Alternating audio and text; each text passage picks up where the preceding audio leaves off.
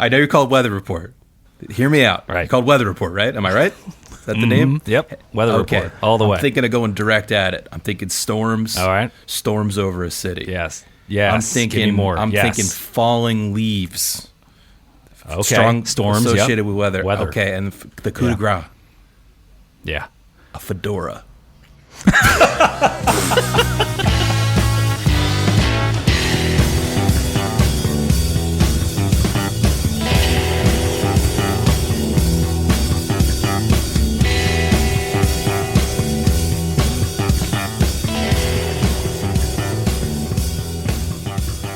Hello and welcome to another episode of 1001 Album Complaints. It's the show where longtime friends and musicians get together to discuss a randomly selected album from Robert Dimery's book, 1001 Albums You Must Hear Before You Die. Each week we take a new album, we give it a bit of a deep dive, and then come together at the end to let you know if we think you actually need to listen to this album before you die. Before we get started, I just want to give you a heads up. If you like what we're doing, if you're into this, even if you're not, we'll take a bad review. That's fine. There's no such thing as bad publicity, right? Of course. But no, if you're digging this, please give us a like, a subscribe, a review. Tell a friend. It helps us make this content easier to find in the various platforms. So we would really appreciate that. This week, we're taking on, I think this is a new genre for us, right? The jazz fusion. Oh, yeah. I don't know that we've done it. We've dipped our toes in the jazz waters a little bit, but jazz fusion, Yeah. think we're going to... Not like this. Not like this. No. This is all in. We've definitely not tackled anything quite like this, so I think you guys are going to have to check me on this. We are listening to an album called Heavy Weather by probably the preeminent jazz fusion band called Weather Report. What fusion means exactly, we'll kind of get into that a little bit. And I'm going to need you guys to kind of check me a little bit on this episode because this album features someone who, many people consider to be like the best bass player of all time, being Jaco Pastorius. This is not a Jaco album, so feel free to rein me in on some of that stuff. But without further ado, let's jump right in. We'll give you a panel this evening by way of a brief tweet-length introduction. So I'm Phil, kicking it off this week, longtime friend of Alan's. And, Sorry to hear that. Yeah, it's really, dude, it's been all right. It's been a ride. So my tweet-length review of Weather Report's Heavy Weather is not for Kenny Chesney fans. Accurate. True story. Okay. This is Rob, and I crafted my tweet-length review of Heavy Weather as if I was pitching the album to a would-be listener on the street. Okay, picture this. An Austrian synth wizard teams up with the soprano sax from Steely Dan for a 70s jazz fusion album. Oh, and I forgot to mention, the bass actually takes most of the solos. Wait, why are you walking away? And the bass player is even weirder than the other two guys. All right. Hey, this is Adam over at the big board with your Action 1001 Weather Report. This week's forecast calls for 0% chance of lyrics, scattered boredom overnight, but currently it feels like 1977 and we can expect some fusion into the early morning. Now to sports. Back to you in the studio. That was actually a lot of information packed into a clever little riff there. So this is Alan, and my take on this album is I don't love spinach. I've always hated it. I think it's kind of unpalatable, but I do eat it every now and again because I know it's good for you, and I still don't love it, but I will probably continue to eat it regularly for the rest of my life just for my own sustenance. And this album is musical spinach to me. Forcing your children to sit down and listen to it after dinner.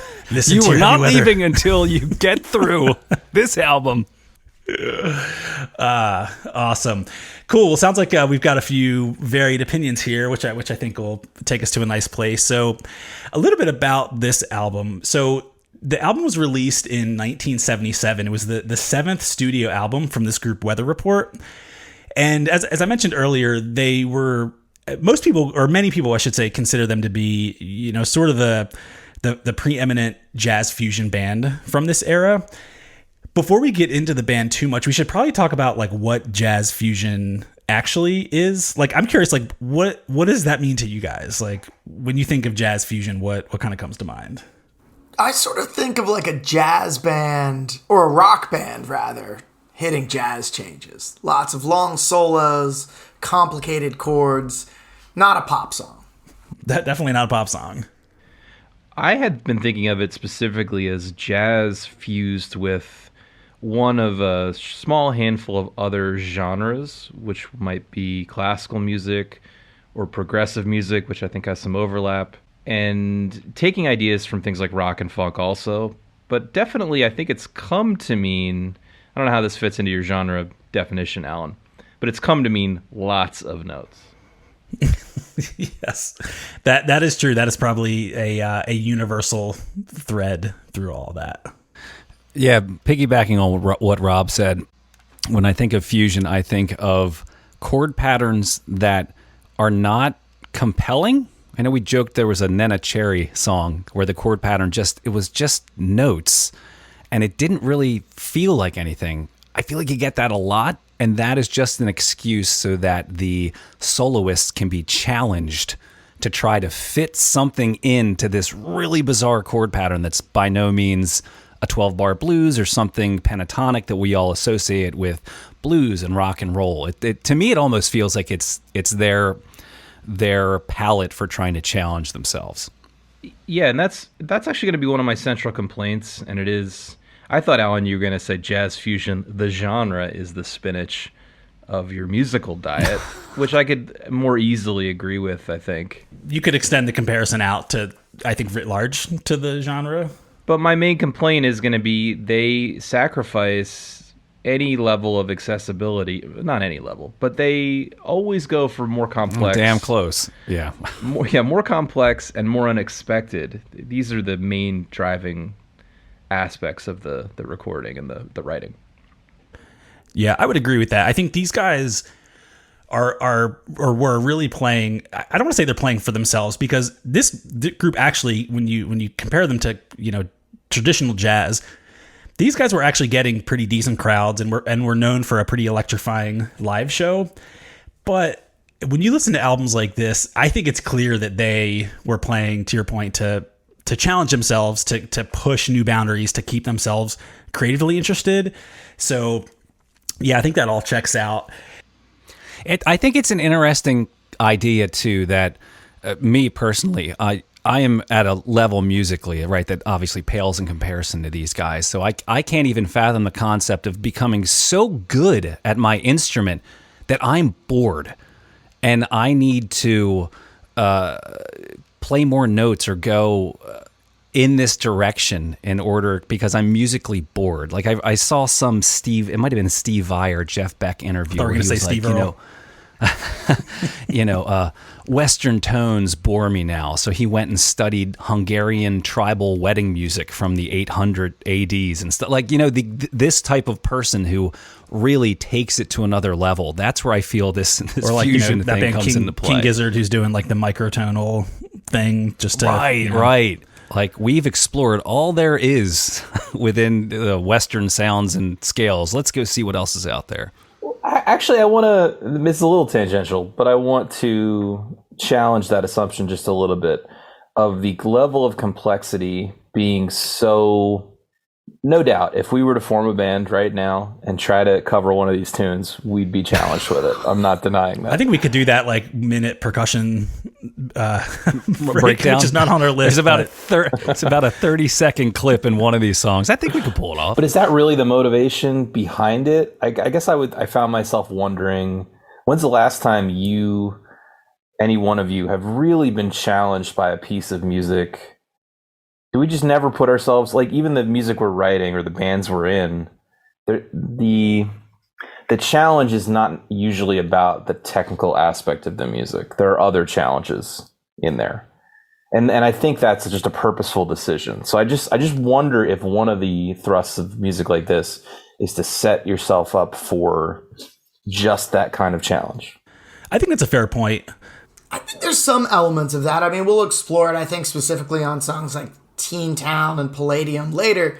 But, like, I also can't help but wonder, like, the degree to which their musicianship is high enough that this is just language to them. They're just speaking to each other, right? And that it doesn't require the same type of. I agree, Rob. Like you or I could play Birdland, right, in a band, right? But I think it would take a lot more out of me than I think it does.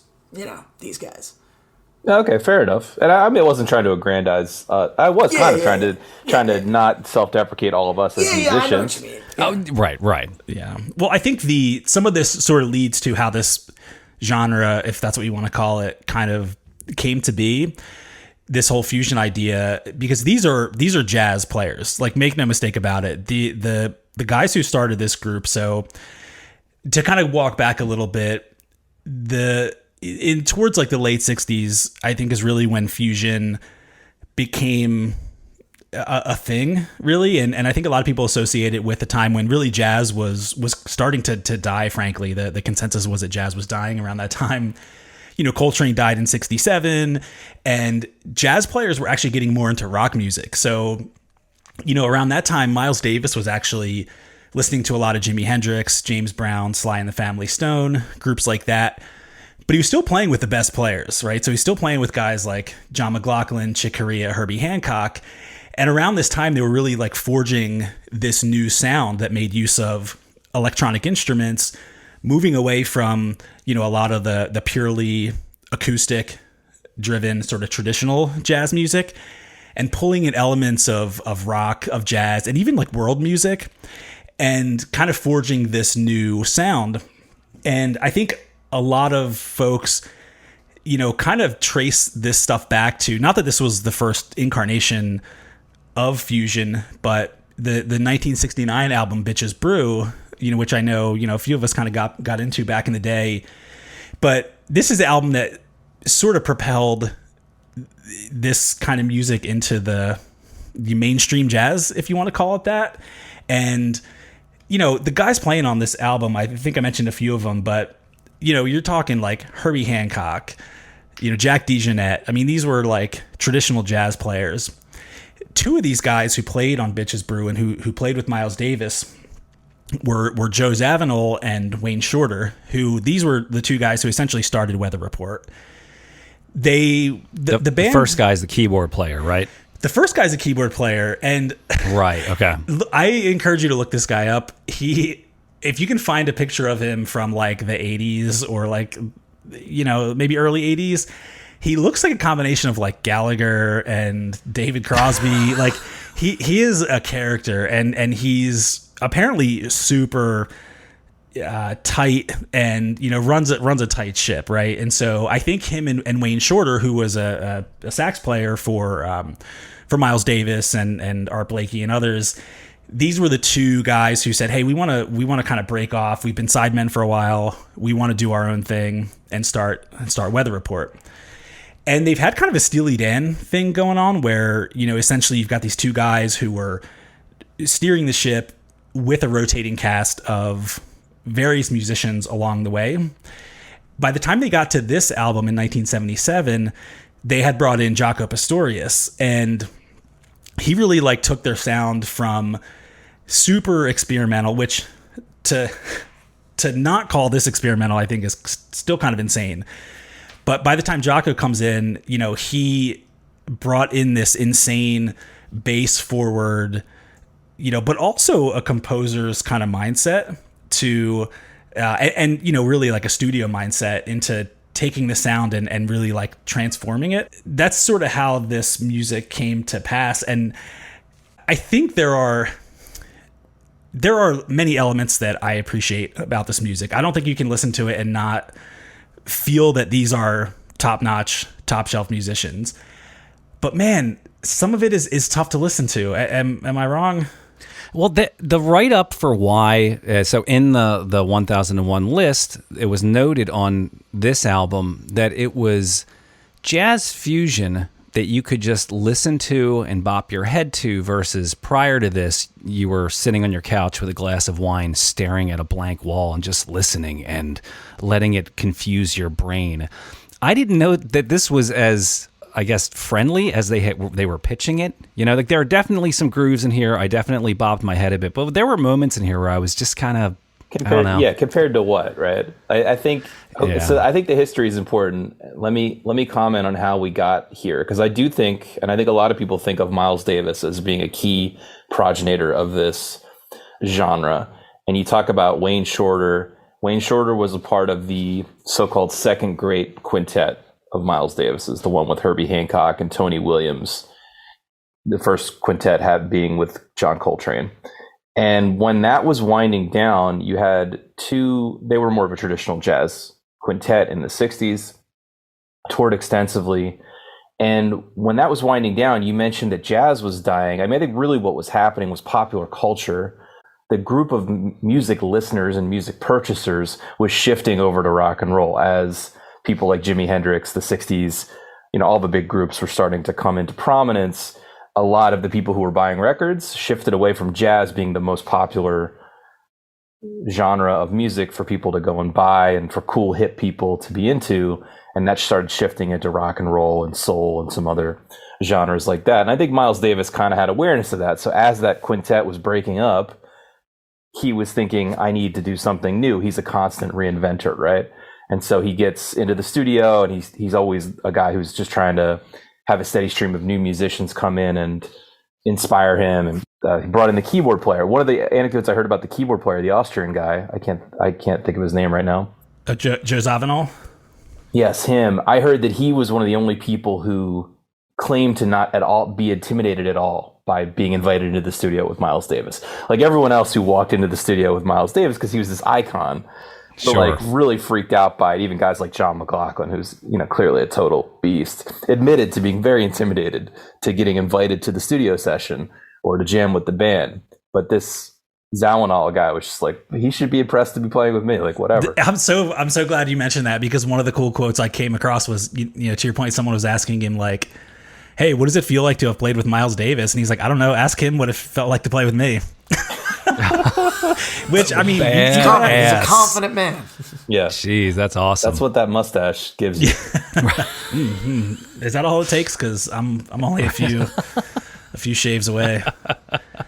But I think you're right. I mean, I think that confidence, when you are at this level and you are trying to forge entirely new music, you kind of need that. And I think what was interesting about this album is, there were a few bass players that had come and gone by the time, Jaco came into the mix, who were a little bit more deferential, that were, more interested in being like a sideman. That by the time Jaco came around, you talk about confident. He used to literally introduce himself to people as the best bass player in the world. He would say, I'm Jaco Pastorius, and I'm the best bass player in the world. Bear in mind, he was only 21 years old when he was doing this. I have a confession to make, which is that I've been a musician and talking about music like this. And even I've listened to this record before back in college. So I've heard the name Jaco Pastorius many times. But in my head, I guess I'd never seen a picture of him or really dug deep into what his background was. I had been thinking he was this like European, mysterious dude. He's got a foreign sounding name. It turns out he's basically Florida man. It's like a beach bum. Yeah. He's definitely Florida man. He was a character. And funny enough, he was born in Philadelphia, and then his family moved, or like Norristown, sort of like suburbs of Philly. Really? That's why he always wears that Phillies hat. I remember getting into him and being like, what is, okay. Expecting the same thing, Rob, being like, how does this guy come across? Like, did he just find this in a Goodwill in like, Switzerland or something? Like what's going on here? But yeah, so super confident player. And one of the things that, apparently there was a lot of like tension when they finally got to this point in their career, because Jaco also wouldn't back down from Zawinul, and there was I came across a quote where somebody who had played in Weather Report referred to them as two cobras in a small room who just had to figure out a way to coexist. And so I think it drove a lot of the kind of madness I think that's on this album in a strange way. All right. Let's get into some of the music here. Let's pick back up on that song. No, this is no fun allowed. There's no fun. Are you going to talk about how this sounds like a? I don't know what I want to dive sitcom? into first. That like this is.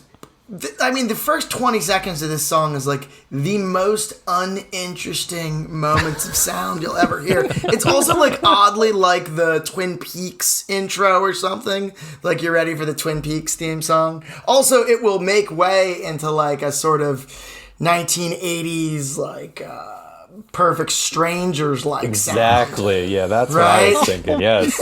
It's got Totally. strong 70s variety show vibes. It's game show or sitcom. Like that's all. I mean, the first time I heard the song, it's all I could think about. Yeah, I get like early 80s sitcom. Yeah. Well, they were ahead of their time then. Just play any spot in the middle of the song and just picture Ricardo Montalban like coming on stage with a thumbs up. You know? Yeah, it's like That freeze frame with his name. Like a Yeah, rotating disc behind him. My biggest complaint, and it comes into play right here, and I know this is the hit. This is the one that became sort of a jazz standard, but I can't get past the tone. The tones on this album are freaking terrible. They have not aged well. Let me put it that way. I You mean the totally synth agree tones? with that. Yeah, You the mean synth. the Well, the synth synth. tones? Yeah. But everything about it, you're talking about the bass tone even, is like, it's so tinny compared to, you're talking about the bass player is such a big force in this band. And I know he only plays above the 7th fret or whatever. I don't know, man. I just don't think it aged very well. It sounds, even though it was recorded in the 70s. So, okay, here's a little paradox, right? I think normally we compliment records for being forward thinking. I think this was forward thinking. But the problem is that time warped us into the 80s, which sucks. It's I pretty agree. rough. This is forward thinking for 1977 or whatever. Well, it didn't help that this was really when synthesizers were accessible and available. You know, it was sort of right around that time, and so I think they were definitely taking some liberties there. And Zavanol talked about how once the synth came out, that allowed him to create more like orchestral sounds without having all these, string players and things like that. And so he definitely was a little heavy handed with it. And it's cheese. Like it is cheese to the max. Well, I mean, this is an area, though, where I would also sort of like blame Ron Malo, the engineer, a little. I mean, again, very cutting edge, doesn't have as much experience mixing synthesizers, but like you can feel Zawinul, that's how you say his last name. Zavanol, You can basically feel him like leaning over the engineer, being like, "Turn the synthesizers up," like the keyboards aren't loud enough. Like, 'cause there's sometimes when it's like, why is this so loud? Like, I can hear it just fine. Yeah, I think that, and this is a general comment on the record, I think the content is actually pretty cool. I like the writing in a lot of places, but the tones are sort of the opposite of what I've come to know as hip. And they get in the way of my enjoyment, certainly. Yeah, that's a fair point. I think, Rob, to your point about the bass, I agree that the bass tone, there was really nothing else like it. I mean, certainly at that point, nobody had played bass like this, ever. I remember seeing an interview with Herbie Hancock where he was shocked that it was one person playing a bass, like that it wasn't some other instrument or something like that. And so his background actually, or the way that he approached playing bass was that you're not just in the pocket, that you're not just you're there to lay the foundation, that it could be an integral part of driving the melody. And so he was always a big proponent in learning like the entire head or the entire melody of a jazz song on bass. But he also, famously ripped the frets out of his jazz bass and kind of pioneered the fretless bass. He, was kind of pioneered playing with chorus effects and a lot of things like that kind of changed the paradigm. And, I don't know that he changed it in a good way, in the sense that, like, I personally don't need the bass player to be super virtuoso, but it's something that hadn't been done. And I do think is kind of noteworthy. I have a question about this song. This like pitch thing, I thought it was like a guitar. It's like a pinch harmonica or whatever. No, it's the bass. Left. That's the bass. Yep. I didn't. Yeah. I thought it was a guitar too. Totally, Watch 100%. that live video, and it's him playing, sliding up the fretless. Yeah, and just hitting the And octaves. like Phil, you've done the pinch Yeah, harmonica totally, with a pick totally. before, right? Yeah. Yeah. So he's doing the same thing, just deadening it right yeah. above His wherever. thumb. Yeah. He's, Okay, but this is an honest question to his bass playing. Well, actually, I have two questions. One is, where does Stanley Clarke fit in this lineage of bass players? I know they have a little bit of a different style. That Return to Forever record, or some of them, were definitely years before this, right? And he's very virtuistic as well, maybe a little bit different style. I want to hear you comment on that, Alan. And two is, the negative way to say what he's doing is playing bass like a guitar player. So I would just, honest question, which we've all said, and in a derogatory way, about people's playing in the past. I guarantee it. Everyone on this call has said that at some point and meant it. So I need you to tell me why it's different. Okay. So two things. I'll address the second point first. I actually don't think he plays like a guitar. I think he plays like a horn, like a saxophone. I think that in his mind, he is not replicating, but he views the bass as his melody machine in a way that nobody really had prior to that point. And frankly, the people that do it now, they're great players, but it's just totally unlistenable music. So I think that I take some issue with the guitar player. Do you want to quickly throw a modern player under the bus? Yeah, like the Victor Wooten types, guys like that, who are like super sick, but their music is frankly terrible. I just wanted to get you on record trashing someone. There's also this guy Tom that we know who, man, like overrated. Just plays way too much, and This is related, but I went to a Thundercat show a couple of years ago, right before the pandemic, in fact, and I thought I was going to have a seizure from listening to this guy. It was very intense. Well, that's, it does go back to the idea. That's why there aren't many people that have done this. I don't know that bass needs to break a ton of ground anymore. Like, I think it just is what it is, and it's a foundational instrument. The piece about Stanley Clarke was of that era, like the Return to Forever. I don't know if he played with Mahavishnu, or where he fit into there. So there's definitely the virtuoso piece. I think where Jaco really like transformed bass from a different level than Stanley Clarke is the aspect of bass as like a lead line, right? So if you listen to Birdland, I hear the bass almost as much as I hear the sax, right? He's bringing it to the fore. He's also composing some of these songs. So if we'll talk about Teen Town in a minute, but I think it's just like a next level of using his instrument in a way, the fretless, the chorus, the chorus effect, the sounds that he was able to make from the bass. Like if you really listen closely, it just sounds way different. I'm not saying he's better or worse than Stanley Clarke, but I do think there's a difference like stylistically there. Well, and you bring up an important contextual element that's worth remarking on. A remark I'm about to make is that instruments go through there's an evolution for every single instrument, and the electric bass was still a pretty young instrument at this point, right? Especially from the perspective of jazz players, but even the electric guitar hasn't been around that long. So innovations had to be made, and at some point it's possible those innovations will stop. I heard this anecdote the other day that this made me think of, which is that I believe it was Beethoven really hated the piano. I can't remember if it was Beethoven or Bach. One of those guys really actually disliked the piano, even though they're most associated with it, and they preferred the harpsichord or some other instrument. But the reason that was given was because the pianos of their day, they hadn't figured out the steel frame that made them stay in tune effectively. And so the thing just would constantly go out of tune. It was like impossible to manage. And for that reason, you get what I'm saying? Like the instrument hadn't gone through its evolutions yet. Mm-hmm. They could compose for it, but like the actual day-to-day of living with it was it's like a means to an end. It's like laborious, it's how you can express your idea, but it might not perform great, sound great.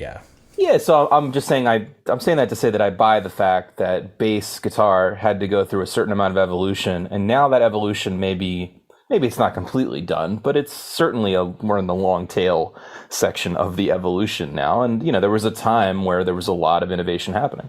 Totally. It's not a transformation that needed to happen. I think it happened and showcased immense raw skill and just like monster bass playing. But it's certainly not a style that I aspire to emulate as a bass player. Like I feel much more in the like James Jamerson, Motown sort of school of things, but that's neither here nor there. This isn't like the bass corner over here. And, without Tom, I feel a little bit cornered here. But yeah, so this is, final thing about Birdland. Yeah, this is definitely the song they're most known for. By far their most like commercially successful song, the most probably accessible song, in terms of like catchiness and written like a sort of pop song.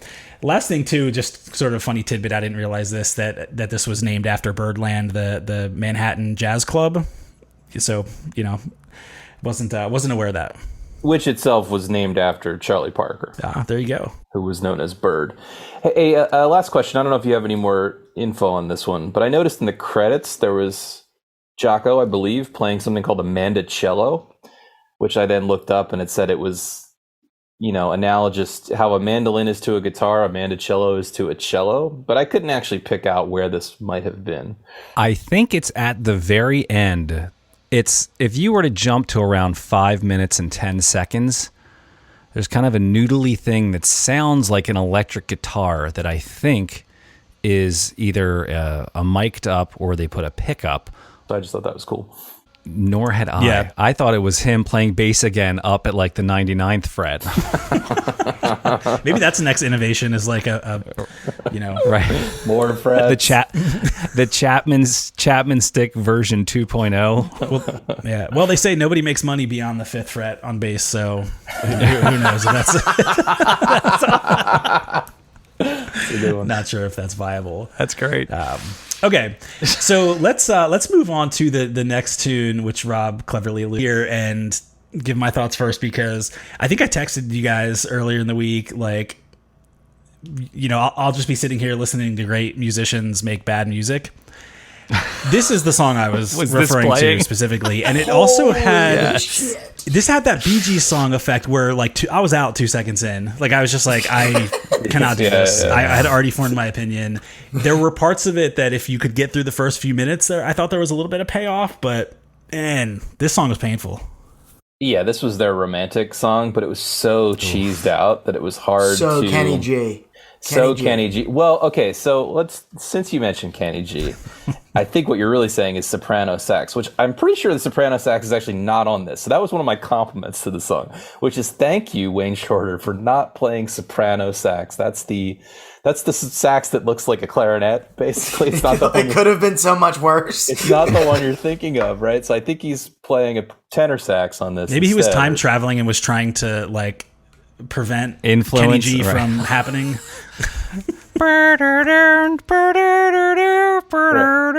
Call me a Philistine, but the soprano sax sucks. It's tonally terrible. It's just it doesn't work. I'm sorry. There's some bad instruments out there. Yeah, I'll give you that one.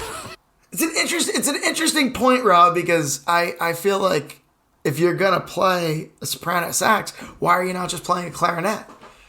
Right? I think, whereas like I actually prefer, I don't like a clarinet, to be clear, but I mean, like, why do these both exist? Yeah, they must be played differently. I don't know the subtleties of the embouchure or whatever it's called with your mouth. I'm sure one of our tens of thousands of listeners. Right, please let us know. Please let us know the difference between all these instruments. But so because there was no soprano sax, I did take note that Wayne Shorter sounds great, frankly, similar to how his tracking sounds on Asia, the Steely Dan album, which we all love. The problem is that the tones all around him just undercut every element of humanity or interest that I can get. Like, nothing sounds warm, it doesn't even sound like there's human beings behind it sometimes. It's AI. So to me, on this track, he was the lone... He could have, you get what I'm saying? You could have taken that track and put it on something else, and I think I would have been okay with it. But Adam, I'm glad you said AI, because my personal favorite part of this song, Rob's favorite part, it seems, is the use of tenor sax, comes at about 4 minutes and 30 seconds, where there is a synthesizer solo that sounds like it's like a robot love poem. It's just matching keys at that point. Totally. It's like a robot love poem. Right. Song though is that it's 6 minutes and 51 seconds. oh my god, Oh my God. It's so hard to get through. Yeah, I almost like regretted putting this on the playlist just because I knew we'd have to listen to it again in preparation, and I felt like that was a subtle form of torture. I actually did appreciate the Johnny Five solo, though. I know it sounds like it's like an arpeggiator that somebody poured Coca-Cola on, and it's just going crazy. I actually liked it at the end there. That was kind of the one redeeming quality near like 3/4 of the way through the song. Didn't quite get me to the end, but it was like a little carrot along the way. It gives me a little bit of like it is forward looking, and that like it also, when it starts, I get like a bit of like a somewhere out there vibe. Is that like a Lionel Richie song or a Linda Ronstadt song? It's like a duet, with Fievel. And there's just something about the synths in the beginning. It's like a Steven Spielberg movie from the 80s with a cartoon. Oh, somewhere out there beneath the American Tail. That's the yes, one. Fievel, yes. All right. So let's move on to the song Teams on this track, which I didn't realize until semi-recently. But it kind of makes sense if you're going to write a song like this. So he really composed this entire song. You better at least know where to drop the drums in, because this song's become like a bassist anthem, so to speak. I think we were talking about that earlier this week. In fact, I remember an old bass instructor I had was really excited one time I showed up to a session, and he's like, "Hey man, I just learned Teen Town like note for note over the past like month." And this is a guy who's like playing professionally, and to him it was like this conquest, but I don't know. It feels a little bit like just an excuse to shred, frankly. To noodle. Yeah. Yeah. So I thought this was the hippest song melodically speaking. I thought this still sounded kind of modern and the most interesting. Now it still has the same problems that I mentioned on the other tunes, which is soprano sax is terrible. Sorry, nerds. And the other tones are pretty bad. By the way, I looked up. The other tones are bad. The weird synth horn split thing is a little weird, like the opening line. Yes, you mean when the keyboard comes in and just hits a really crunk note? Oh, the head is cool. I think the head still sounds kind of hip and cool. But I think I want all these songs to be reimagined by a band with different instruments and different microphones on those instruments. That's how I feel. But I credit where credit's due. It's tight. It's under 3 minutes. It gets in. Yeah. It gets out. It's weird, but it right. That's a good call. It is probably, aside from Birdland, probably the most like enduring song from this album, or at least the one that seems to still resonate. Much more so than the others for sure. You mentioned in the text thread, because fans may not, I wouldn't have put this together, that the Wolfpack song Dean Town is a reference to this. The one where they're playing it at Madison Square Garden and the crowd is singing along to the bass line. It's amazing. I've never heard before in my life. It's pretty spectacular. Yeah. And it's a quick melody too. Joe Dart was very unabashedly like into Jocko, although I think I also mentioned this. I didn't know this, but Woody Goss, who's one of the keyboard players for Wolfpack, he actually composed the song as a nod to this. So I think the idea was that Joe Dart would play it. So Joe didn't actually write it, but I mean, he executes the fuck out of it, and it's now like the most iconic like modern bass line, if you can even call it a bass line, that's out there. Right. But that just jumped out to me when I heard that recording. I was like, I've never heard the crowd do this ever. Oh, definitely not. It's quite remarkable. Is it a bit of a fusion trope in other bands that came after this to do the thing that this song does, which is what I'll call like the backing chord pattern? Is this ambiguous kind of chorusy guitar, maybe a synth that's just fading just laid in over top. Yeah, but it fades in with either a volume pedal, and it's so ambiguous that there are no wrong notes. And I bet you if you looked at the chords, they're probably pretty big, right? They're probably crazy, right? Like, yeah. But I feel like you could get the same effect if you just let your cat lay on the piano and like bring the volume up and then move it. It doesn't have... The chords are so complex, I don't have a center of tone, right? And maybe that's the point. Yeah, totally. But they don't even come off like that because they're not hitting hard one after another, right? They're just laid out. Yeah. But I feel like not just on this song. Like I feel like I've heard Pat Metheny do this. Sure. I feel like I've heard Tribal Tech with Gary Willis do this. I don't know if he invented this kind of show-offy platform where it's like, all right, yeah, let's just do a weird pad with like a diminished ninth, augmented 18th or whatever, and just like fade in on that, and then I'll just noodle. I don't know if this is the first time that kind of came about. Well, we need someone to blame, so we'll just just throw them on the bus here. We'll need to fact check that. Yeah, right. Yeah, I don't know. I think this is a cool song, but I do feel like I kind of wanted a little bit more of this. Like, this actually reminded me more of, I know we all had our like Headhunters phase back in the day, and which also gets like super weird, but there's just that groove that you can kind of anchor to a little bit that just makes you bob your head a little bit. I thought this one grooved super hard. I thought like the bass on this, it's a pretty simple bass line, which, I definitely appreciate that. I also felt like this, we've probably heard a lot of music that sounds like this at this point, but I think it was pretty unique for that time period where there's really like this Afro-Cuban rhythm that still sounds like there's elements of acoustic jazz and this new school like electronic jazz. So, I don't think it's any type of like groundbreaking song like at large, but I do think it was a little bit unique for that time period, and I thought it like grooved pretty hard, honestly. Yeah, I think if I had to pick, this is probably my favorite tune. Although I didn't love any of the tunes, I have to say. This one, like you said, groove, and I think of groove as being associated with the word relaxing. This kept me on edge the entire time, which you could argue the entire album did, but this sounded like a coked out casino to me. Well, when I think of groove, like I think of like you're bobbing your head, right? Just so that dun, dun, dun, dun, dun, like to me that's groove, even if it's not like super laid back or super chill. That's my interpretation. I thought this was a very hip tune. I think this was the one. I'd heard this record many times when I was younger, and this was the one that definitely stood out as like, wow, oh man, this song's really cool. Rob, I think you sort of alluded to it, that this is maybe a little more contemporary, right, to what was hip in, 1974 when this came out? When did this come out again, Alan? 77. 77?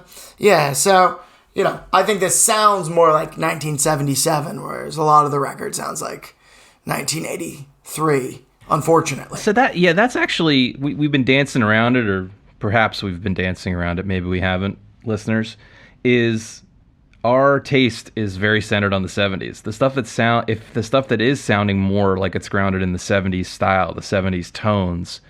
You even referenced Headhunters, which I think predates this by a few years, which I think of as a great album. I haven't listened to it all the way through in a while. Versus the 80s. So it is just a taste thing. I think that 80s production and 80s tones weigh this down, unfortunately. And it seems unfair because, like I said before, it does imply that they were forward-looking. It just bites them in the ass in this case. In this particular case, yeah, because Right. they're looking forward into a crappy time. Crappy palette of sounds. Right. Like, I don't think they're sitting there being like, man, this sounds okay now, but man, this is going to sound really fucking horrible in like 40 years or even 20 years at that point.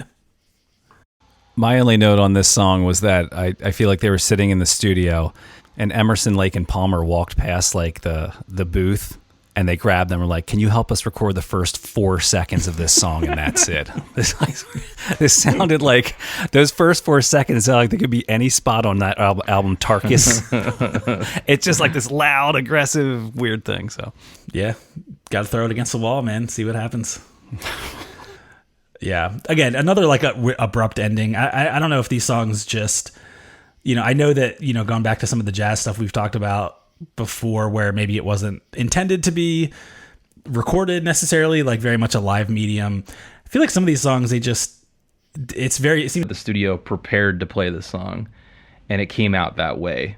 You know what I mean? We played it accurately, and then I said that was good. But I think take one in jazz is something that's even earlier in the evolutionary process of the song.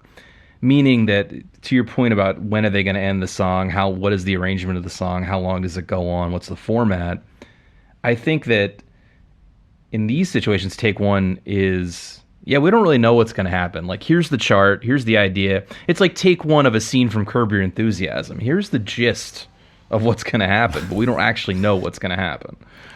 Yeah, I think that's fair. I think it really depends on what composed means, right? Because, when you hear things like, for Teen Town, for example, it's composed by Jocko. He does play all the instruments on it, so he obviously has this idea of what he wants it to sound like.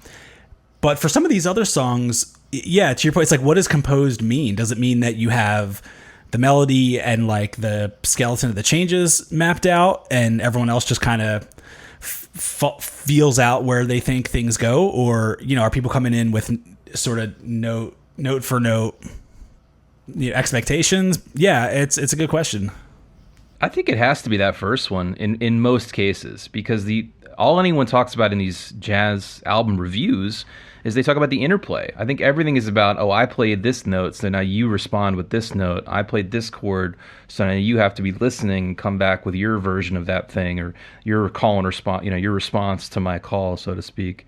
So, which I think that actually makes sense, because something else I came across in, learning about this album this week was that, because of that tension between Jocko and Zawinul,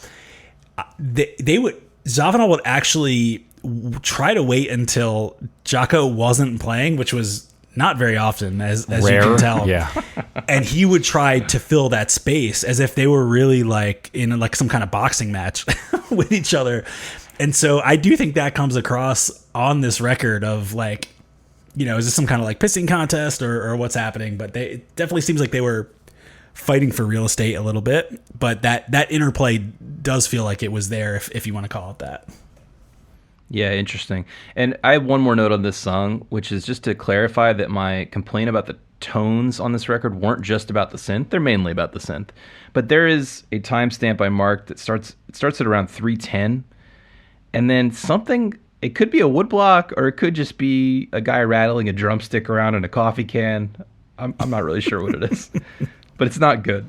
I hear it in the left. It's like panned left. Yeah. Ding, ding, ding, ding, ding, ding, ding, ding, ding, ding, ding, ding, ding, ding. Yeah, let's drop that in, because that's not something I picked up on, but I'm not the least. Funny idea where like you have to overdub cowbell for a song, but you can't hear the song. They give you the click. Maybe they give you the click, right? But they don't know. You don't know anything about the song. Challenge. Awesome. All right, let's move on to the last song that we have. Kind of Anderson, Lake and Palmer coming back from lunch, and they got them into the studio again for the first 8 seconds of this one as well. Dude, the synth to open this song. Well, first of all, this is another Jocko composition. Somehow, I don't know. I think it's kind of a cool tune. I think it does have some movement and some interesting aspects and some cool movement.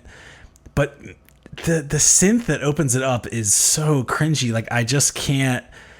It's really hard to like suspend my disbelief and just set that aside and get past it and feel the rest of it, because I just think it just sounds dated. It sounds just cringy, frankly. Yeah, compositionally, I thought this was a fun tune, but yeah, the tones weighed it down again, especially that synth tone. I liked what I noted here was that the drums had a little more rock and roll to them. And that, supposedly, I think you said this, Alan, supposedly some of the impetus for the band from them breaking away from Miles Davis was to try to put a little more rock and roll into jazz fusion, which is a little surprising when you listen to most of this record. But this one had a little more rock and roll to it. Also, at some point in the song, I didn't timestamp it, you get something that sounds at least closer to a real sounding piano, which was a nice change. Yeah, there's always a place for the classics, What was interesting though, percussion wise, so you mentioned like the drums though, like there definitely was, by this point they had brought in, Jocko actually advocated to bring in this guy Alex Acuna, who was a sort of Latin drummer. This does sound like the one tune where he played a little bit more like straight ahead, in that rock vein. So yeah, that's a good observation. I think his drums in general on the record are pretty hip, like pretty cooking. Although I come to find that at least one of the tunes is Jocko, so shows. Well, there's also a percussionist too, so I mean they're really like they can add a lot more onto shit. We've gone this whole time. We haven't talked about the name of the band or the album cover, but both of which are weighing this project down quite a bit, I would say. I think Tom commented last week when we announced the record that this was one of the most boring things to name your band after, but I'm just picturing the pitch from the designer for this album cover. All right, hey guys, I got an idea for you. Listen, I know you're called Weather Report. Hear me out. Right. You're called Weather Report, right? Am I right? Is that the name? Yep. Weather report all the way. I'm thinking of going direct at it. I'm thinking storms. All right. Storms over a city. Yes. I'm thinking Give me more. I'm thinking falling leaves. Okay. Strong Storms associated with weather. Weather. Okay, and the coup de grace. Yeah. A fedora.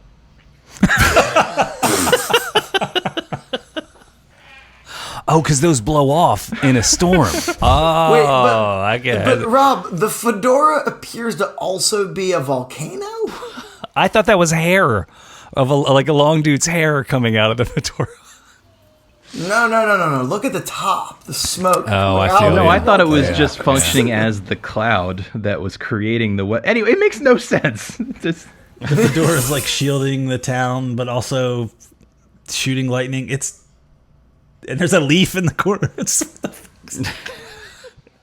My only other note on this tune is there's a moment at the 2-minute and 18-second mark where everyone is soloing. Everyone. The drums are going crazy. Jocko's going nuts. The horn is going nuts. It's my brain exploded.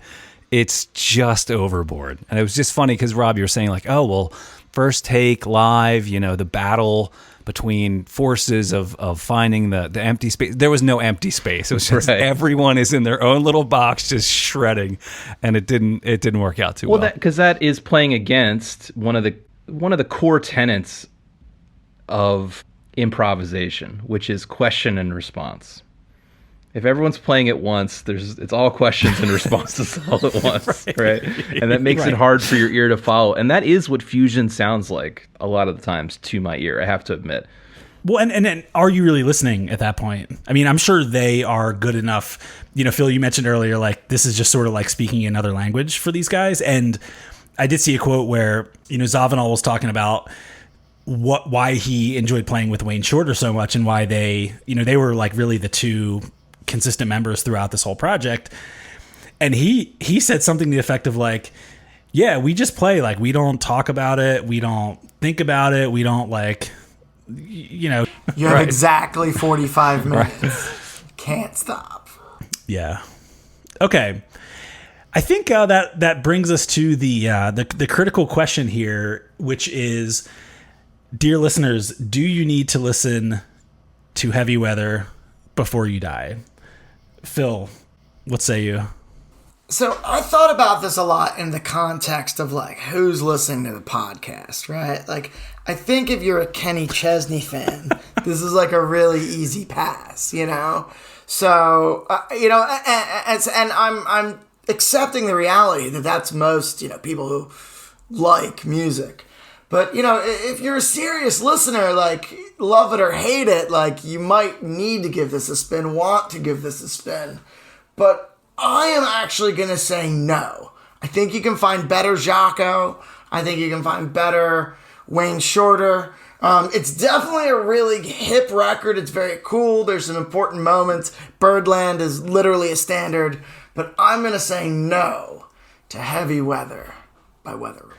Very well. It's a no for me as well, and I'm going to sleep real easy with that one tonight. I think if you look up inessential in the dictionary, you're going to get something like this. I listen, this is not the kind of challenges that your ears need.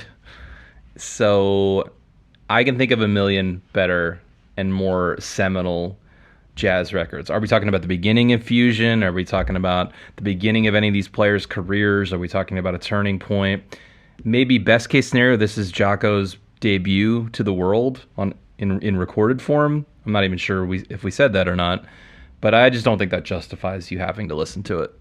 No, you're right. Just to kind of clarify there, like he had released a solo album before this one, and he had also done a Weather Report album prior to this. I think it was called Black Market. But yeah, I mean, in a sense, like this was his coming out party in a sense. This is Adam. This is the first time I had ever gone through this album, the first time I'd ever actually listened to a Weather Report album end to end. It was hard. I didn't necessarily like it, but I'm glad I did it, and I think you should too. I think that this may have outsized influence downstream on a lot of stuff that I actually like and appreciate now. So I'm going to say yeah. Well, thanks for giving me the fuel to boosh Phil and Rob here, because Teed that up nicely. I'm also going to say yes, which might come as a surprise given that I feel like we generally spent more time shitting on the record than otherwise. But I think for me, what it comes down to is if I were building a curriculum for music appreciation and we're walking through, all these different genres and trying to find a small handful of kind of exemplars, I do think this would have to be on there. And I also, part of my criteria for these things is, are there other Weather Report albums on the list? And this is the only one. And I don't think this is their best album, but I do think, again, back to my sort of vegetable and as lame as it was analogy,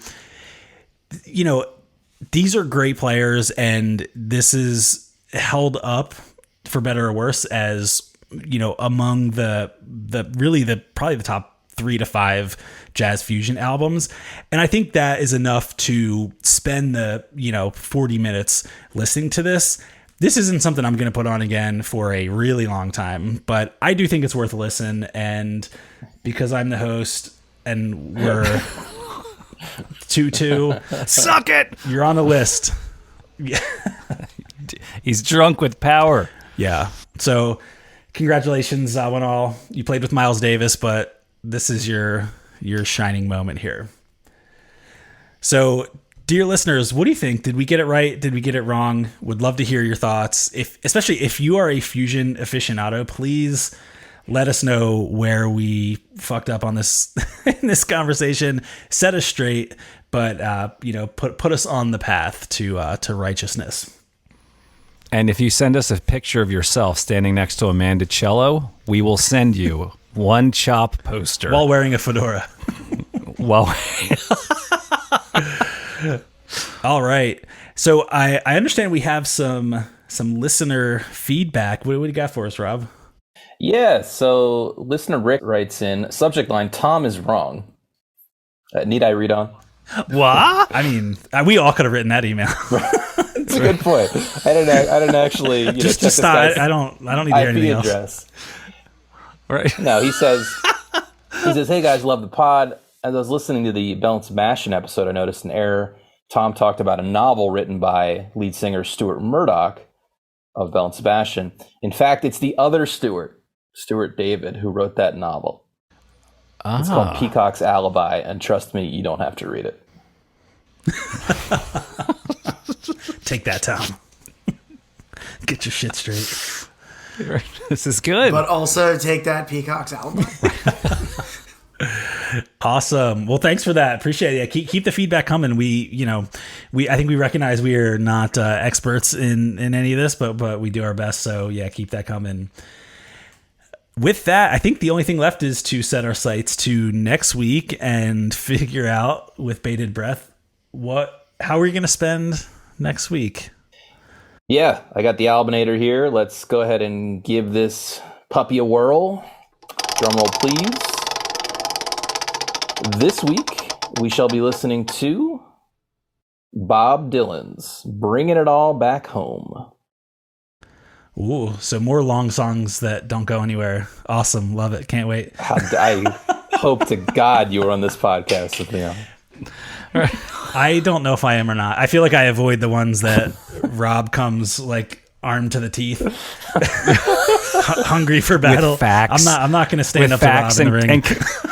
And compelling arguments. How dare you? With your cogent logic and well-researched theories. Reasoning. This is the first time we'll be tackling Bob Dylan, so that's exciting. Yeah, I mean, this is a classic, right? It's a classic, but I think Bob Dylan's a great example of someone who clearly has a strong place in the musical canon. He's a must-listen artist. I think everyone would agree to that easily, but also plenty to make fun of and complain about. So luckily he has a catalog of 60 plus albums, so I'm sure some of them are clunkers. I'm sure they're all on the list too. Awesome. All right. Well, with that, I'm Alan. I'm Phil. I'm Rob. And I'm Adam. Boosh?